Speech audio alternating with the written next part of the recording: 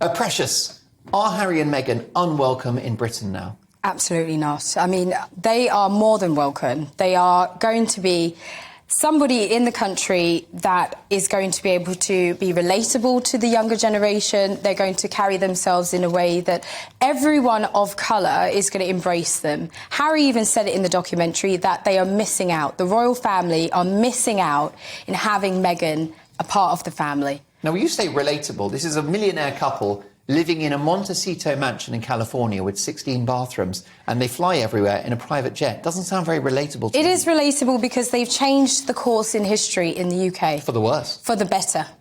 For someone who is a woman of colour who can actually look at somebody else who's been a part of something that's been an historical movement.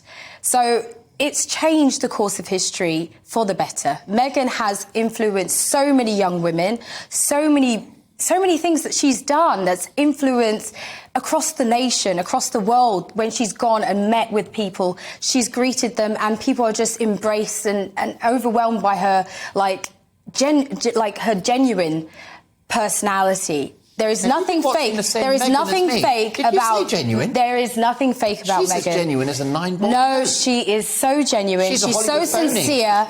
She's so sincere, and she comes across in a relatable way. So this is why people are looking to her as someone of an inspiration. I mean, there's things that's happened in history, in obviously through the documentary. They explained about the UK history. This documentary covered so much. It wasn't just about Harry and Meghan.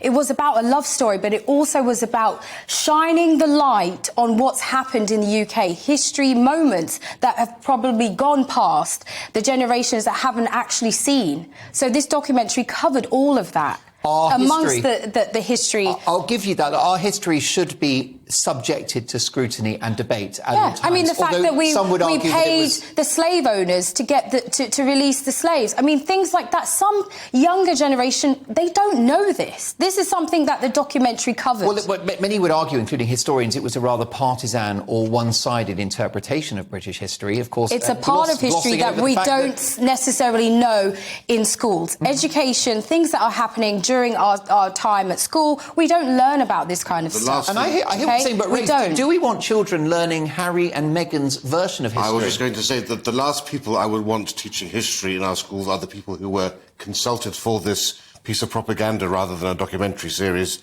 Afua Hirsch, somebody who wants to see Nelson's column removed because he's a symbol of white supremacy. Kehinde Andrews, one of the most notorious grifters in this country trying to stoke racial division. David Olusoga. These aren't reputable historians. These aren't really historians at all.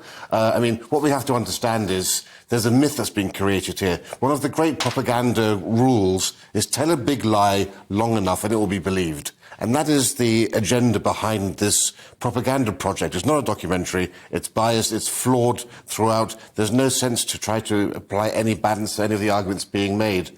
And it just seems to me that we're losing the plot here by buying into the agenda that's being put here. One of which, of course, it should get one award, I should say, for Best Fantasy Series. Because essentially what they've done is a lot of facts. Covered a lot of facts. I mean, to be honest, to be a woman who's come into a society where they have not accepted her from the beginning because they didn't give her the tools. They loved her at the beginning. They didn't give her the tools to be able to manage, to deal with the royal, the things that she had to attend. She wasn't ready for this, and she did not understand the level. She was not ready for this. She was more prepared than anybody else because she was already a celebrity. She is all the other royal wives who came in and the level of interest grew tremendously. I mean, every single day she was in the press. Camilla had far worse coverage. The hate and vitriol that Camilla had. Diana, every single day this is something. There's something in the press. What she's been able to do really putting down her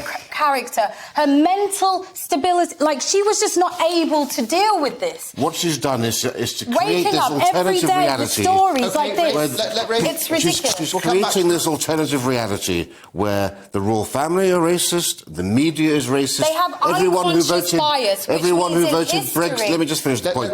Everyone who voted Brexit is racist. This is the agenda, and then they're trying to portray Harry and Meghan as these victimised social justice warriors who are bravely battling oppression and racism as they fight for freedom. I mean, sorry, she's no Rosa Parks. She's much more like Jussie Smollett, another actor who cries racism where there is none. However, really bad, were Harry and Meghan not right? Absolutely accurate. No, it's not. She doesn't cry racism. She is of colour. She can't change that. She wakes up and she is of colour. She can't play the race card. Do you not think sometimes she can't play the race card? No, she can't. Because when you see her, you know what colour she is. She can't deny who she is. Who said that? And they treat her differently than the others. If Harry had married a white woman and had white children, do you know what UK would look like right now? Things have progressed in this country for the better. I'm telling you. Now Meghan actually marrying Harry has made the UK better. It has. As a woman, you would never understand, as a woman of colour, what it feels like to never be accepted in society, in certain ways of life in the UK. And the fact that you are now seeing a Meghan Markle in the royal family has changed history beyond what you can understand and what you can understand. I'm telling you. As a child of the empire, I was the biggest supporter of Meghan when she married 100%. And what made you take... Precious, hold fire. Precious, yes, excuse me, I do the monologues on this show. Now, I called her the Heineken Princess, able to reach parts of the Commonwealth other princesses couldn't reach. Unfortunately, ever since then, we've realised that actually there was an ulterior motive to her becoming a princess, that she wasn't ready to compromise on any issues. She wanted to have her cake and eat it too. We had that terrific trio, of Harry and Kate and William, and the idea was we were going to have a Fab Four, the new Beatles there. Unfortunately, she wasn't one of the new Beatles. They wanted them to be extras. She's now the Yoko Ono of the royal family. But she wanted to be the extras. They didn't want Harry and Meghan to shine. They wanted them to be Of course they did, because it's great for the royal family. But when they were getting too much love and embraced by the world, that's when they said, oh no, we've got to stop this. And what evidence do you have for that? Well, the media. All of this was... Well, look, why don't you this is in show the us some of these headlines? Look at this. I mean, drama queen, that's something. Meghan ruins Kate's birthday. Where do you think that comes from? That comes from within. Night from Hell, that's something. I mean, Kate collapses. They make these stories up. Most of those magazines look American to me. They're all American. No, they're not. So the Express talks about how she's had to change her face to be somebody else. Her face is exactly the same as she was when she was born. And you don't think that Sarah Ferguson was subjected to scrutiny when she married Prince Andrew? She received dog's abuse. Everyone had, listen, the level of interest in everyone. I love to go to... Was Diana the victim Diana of racism? was obviously she was in the same position. But that she was also alone, and she had to... No, but she was also alone when she had to deal with leaving the royal family, and that was traumatic. So the only person that could relate is Diana. Princess Diana went through the same thing. The only thing is she didn't have Harry to support her. The reasons between the both of them that are very relatable is the fact that they were shining brighter than the ones that they wanted. She has never endured... Princess Diana shined more than Charles, and they tried to cut her back. Okay, they did the same with Meghan and Harry because they wanted William and Kate to shine. Hence the stories. Hence all the stories that have come out. It's absolutely not true. I mean, this whole idea is nonsense. For example, it was the royal family that suppressed publication of the report into Meghan's alleged bullying because they knew it would damage her reputation. Why wasn't that once mentioned on this show? All these allegations about the royal family briefing against Meghan, yet here was pure evidence. And those of us who actually work in this field know full well how often the palace were trying to suppress negative stories about Meghan. You know that for sure. When they said this in the documentary and they stated that there was on social media, there was bots that were created. A lot of hot air with no substance behind the allegations. They were doing surveillance. They found out the bots were coming from somewhere. Precious Muir. It has to be from inside. Precious. Less is Muir. Listen. Can I suggest to you, I'm going to throw you a bone, right, which is that I think you made a brilliant point, which is that when Meghan became the Duchess of Sussex, that was an amazing moment. It was. It was, and you say that as a young black woman. Yes. And I completely understand that, and I think it was an amazing moment for the country. And even the Mail, I think, on wedding day, pointed out that it was Doria, Meghan's beautiful mother, who handed her away, who gave her away. And they just said a sort of a magically modern wedding is how the Mail described it. Yeah. I think where it went wrong is when Meghan began to reject her royal duties and when she realised she couldn't be a Hollywood star and serve the public as a serving member of the royal family. And that was the conflict, that she wanted to have her cake and eat it.